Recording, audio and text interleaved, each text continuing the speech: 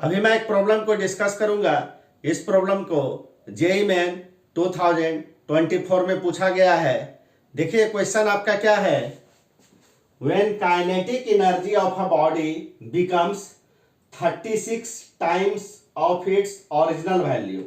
तो हम original value को यहाँ पर के आई मान लेते हैं, यानी इनिशियल काइनेटिक एनर्जी। के आई को मैं यहाँ पर के ले लेता हूँ। When kinetic energy of a body becomes 36 times of its original value, यानी जो फाइनल काइनेटिक एनर्जी बॉडी का है ये आपका 36 टाइम्स है आपका इनिशियल वैल्यू के। यानी कहने का मतलब के आई इक्वल टू मैंने क्या माना है के, तो ये आपका क्या हो जाएगा 36 आपका के हो जाएगा। यहां पर हम लोगों को कैलकुलेट करना है the percentage increase in the momentum of the body will be. तो सबसे पहले मैं आपको बताता हूं कि काइनेटिक एनर्जी और मोमेंटम में आपका क्या रिलेशन होता है। तो देखिए काइनेटिक एनर्जी को कैलकुलेट करने का जो आपका फार्मूला होता है हाफ एम वी स्क्वायर, तो इसको लिखा जा सकता है एम वी स्क्वायर बाय 2। मैं न्यूमरेटर और डिनोमिनेटर को एम से मल्टीप्लाई कर देता हूं, तो ये आपका क्या हो जाएगा न्यूमरेटर में देखिए तो m square v square divided by आपका क्या हो गया 2m हो गया।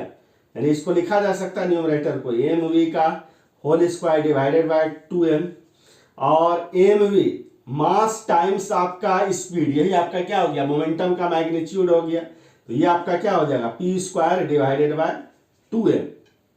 तो ये देखिए ये आपका क्या हो गया काइनेटिक एनर्जी को कैलकुलेट करने का ये आपका फार्मूला हो गया मोमेंटम के टर्म में। अब देखिए क्रॉस मल्टीप्लाई कर दीजिए तो लिखा जा सकता है P square equal to 2m के, इसी को हम लोग लिख सकते हैं p equal to root under 2m के। अब देखिए तो इनिशियल मोमेंटम मैं कैलकुलेट करता हूं तो पी आई इक्वल टू आपका क्या हो जाएगा रूट अंडर 2m के आई, इसको मैं यहाँ पे p मान लेता हूं। अब देखिए तो final momentum p f equal to आपका देखिए तो क्या होगा 2m के एफ। यहां पे देखिए के एफ के जगह पर 2m मैं रख देता हूं 36 के आई, 36 के आई, 36 आपका के आई। अब देखिए तो यहां पर आपका 36 का स्क्वायर रूट आपका क्या हो जाएगा 6, positive square root of 2m के आई, और देखिए positive square root of 2m के आई को मैंने क्या माना है आपका p माना है, तो ये आपका क्या हो जाएगा आपका 6 आपका p हो जाएगा आपका।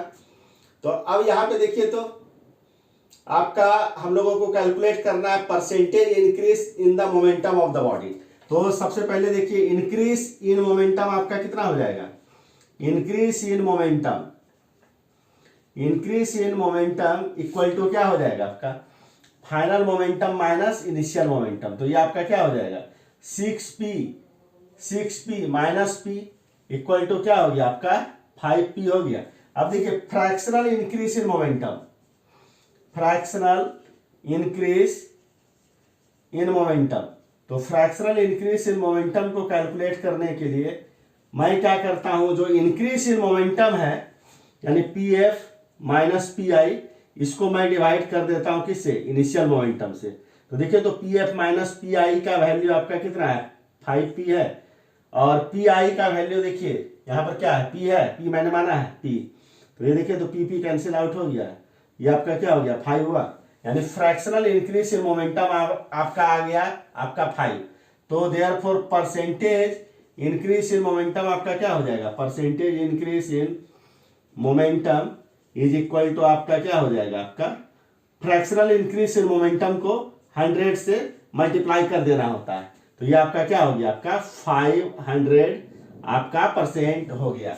तो यहां पर percentage increase in momentum of the body will भी आपका क्या हो जाएगा 500%, यानी यहां पर आपका ऑप्शन बी आपका करेक्ट होगा। इस प्रकार से इस क्वेश्चन को मैंने सॉल्व कर दिया। अगर इस क्वेश्चन के सॉल्यूशन को समझने में आपको कहीं भी किसी भी ढंग का अगर डाउट आए तो आप कमेंट आप जरूर कीजिएगा।